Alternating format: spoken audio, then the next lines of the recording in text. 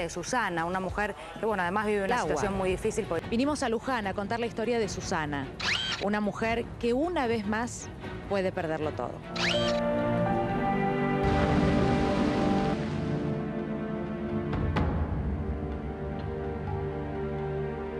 Llegamos a la puerta de tu casa. Lo que pasa es que, claro, no se puede entrar, no hay luz en toda la cuadra, la mayoría de los vecinos dejaron su casa, no quedó nada. Tengo 2 perros.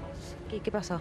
Quedaron adentro. Estuvimos mal porque estamos trabajando hace 48 horas sin dormir incesantemente. Así que, bueno, el reconocimiento, ¿no?, para los bomberos de Luján que están allí, que se quedaron allí y que en este bote recorren la zona constantemente tratando de ayudar a cualquier persona que pudiera haber quedado en el lugar. Mientras tanto, la espera, ¿no?, de que la próxima vez que llueva esto no suceda y la situación sea diferente para aquellas personas que viven en Luján y que padecen esto constantemente.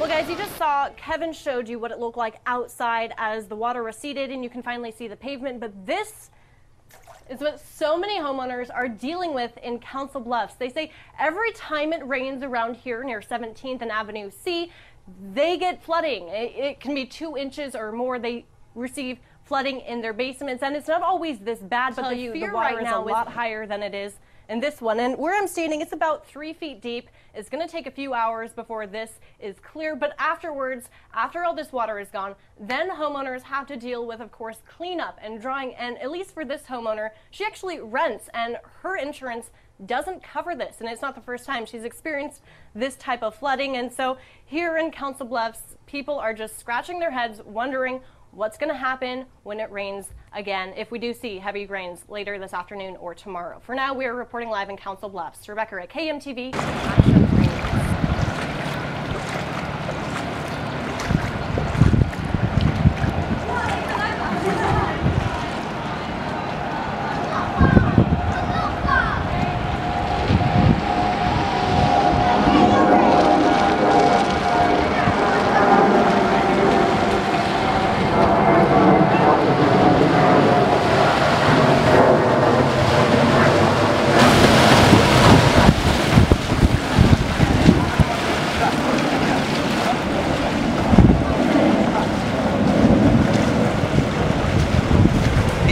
En uno de los puntos más críticos del conurbano, para cambiarse el camino en algún lugar seco y seguir para adelante. Claro, y arriesgar a que no haya nada, no cortarte. Y... Right now we are standing on Hospital Road, which is about a mile from I-76, and you can see the road is pretty much covered in water. You really can't even get across, and there appears to be kind of almost like a little days than they did during the September 2013 floods. They're also asking people who were evacuated during that flood to be prepared to be evacuated. Right now, there are no evacuations, but they are urging people to stay inside and stay off the roads because of conditions like this. Live in Morgan County, Jennifer Kovaleski, 7 News. Human flood victims, the Army were called in, going from street to street by boat, lorry, and amphibious itself kept within by night. Now, maybe we've learned some lessons to help us not to be taken by surprise the next time. Or have we?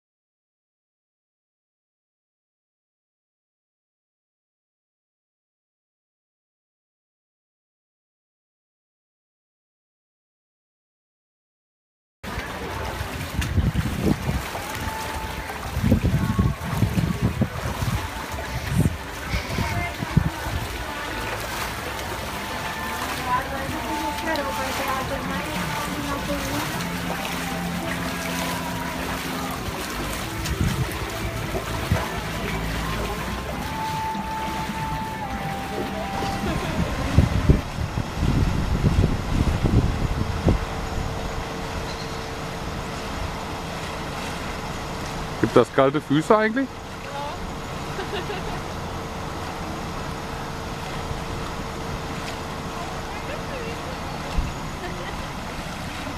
Es ist so kalt.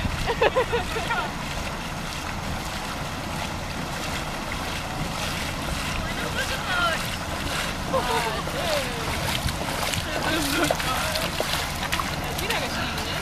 Hä? Wieder gestiegen, ne? Ja. Hi. Hi. Ah, ihr seid da. Klar, ja sicher, wir wollen uns das einmal angucken. Toll. Oh, ich bin so erfroren. During high tide, we see the water pouring into the neighboring streets. We see it rising very quickly, and then during low tide, there is some relief. This intersection behind me now, I would say it's definitely just getting over 1 foot deep, and of course, it's still rising very quickly. Take a look at some of this.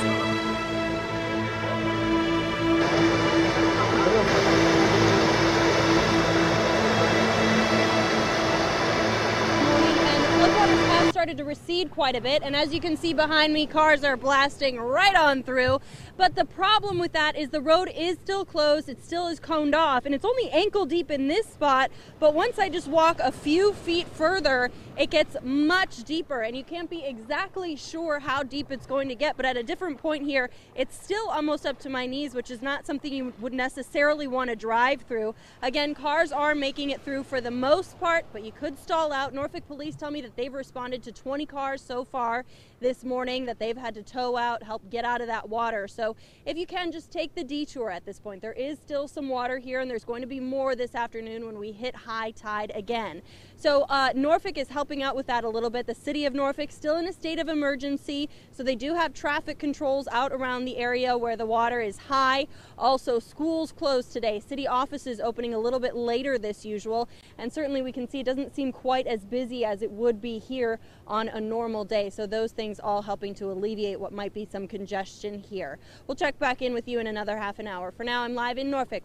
Since we last spoke to you, or since we started earlier this morning, you remember I was saying there weren't any roads officially closed. Well, now the city has actually gone around and put cones here around Bush and Only Street, and we've also heard about other closures around the area. For example, in Larchmont, where we've seen a lot of flooding all weekend long, that is now officially closed. A section of Monticello officially closed as well. So fortunately, these cones are signaling to people that they do need to turn around, although they were sort of starting to do that anyways, just because it is so deep here.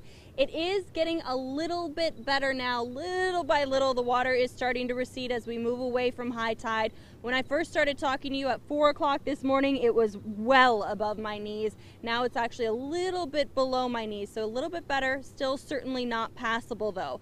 For those of you who do have to head out to work this morning,